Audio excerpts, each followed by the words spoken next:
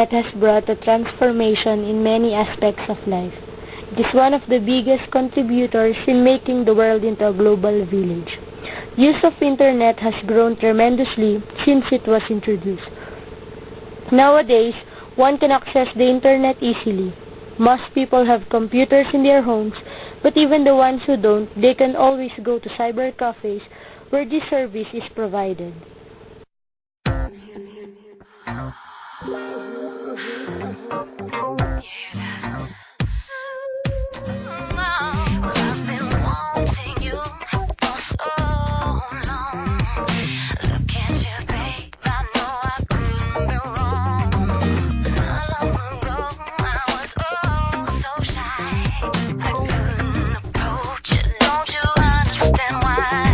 I was waiting for the right time, walking on the right line, gonna get my way, baby, this is the day. Here I come, I'm ready, ready for you. Here I come, I'm feeling good, I'm making my move. Here I come, Lord knows the things I'm doing, prepare yourself, 'cause here I come.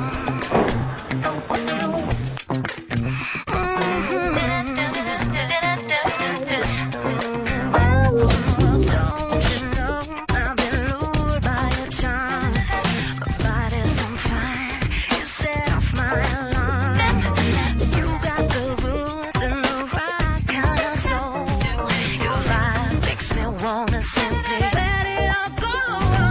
You want me to do the same degree, feel your curiosity, haven't missed a clue, you know, fail admitting you. I'm ready, ready for you. Here I come, I'm feeling good, I'm making my move. Here I come, Lord knows the things I'm doing, prepare yourself.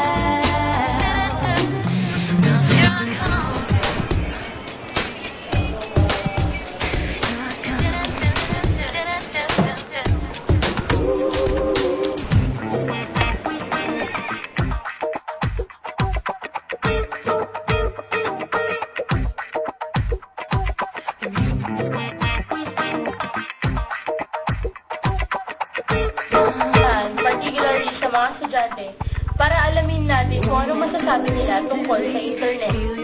So, ayan, magtatanong tayo ng mga estudyante. Hello, ang pangalan mo? Cherish po.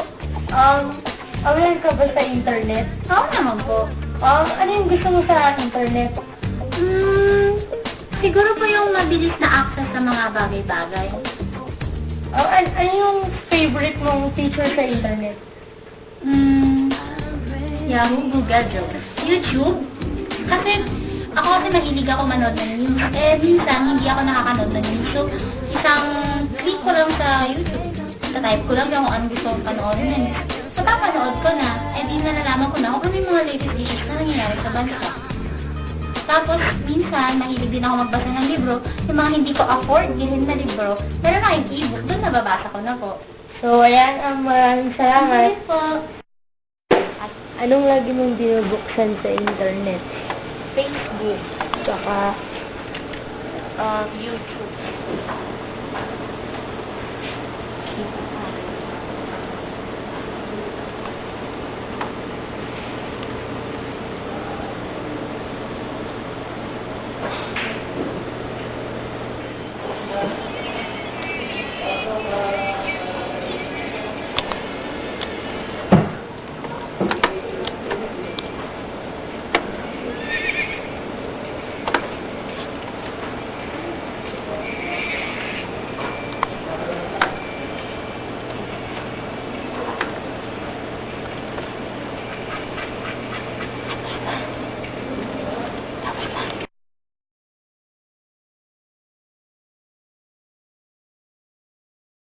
Dilingid sa ating kaalaman ng mga kabataan ngayon ay adik na sa internet. Pero, alam nga ba nila yung mga acronyms na ginagamit nila pag binivisit nila ang mga ilang websites katulad ng HTTP, www, or HTML,